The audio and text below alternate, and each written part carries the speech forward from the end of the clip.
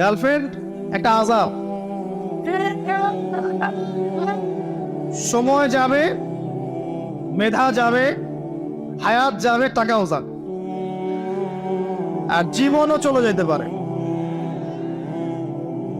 আর দাড়ি রাখেন, ইনশাল্লাহ পারিবারিক জীবনে ভালো হবে।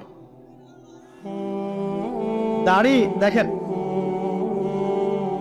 একটা কথা বলে শোনেন, যারা জিনা করে তাদের এক্সাম্পলটা, আর যারা হালাল ভাবে বিয়ে করে তাদের এক্সাম্পলটা অনেকটা এমন। যারা হালাল ভাবে বিয়ে করে ওরা সিংহের মতো, দিবালোকের মধ্যে তারা স্ত্রীদেরকে নিয়ে ঘুরছে, তাই না? বুক ফুলিয়ে সাহসের সাথে সে আমার স্ত্রী, মনে কোনো ভয় আছে, সংশয় আছে?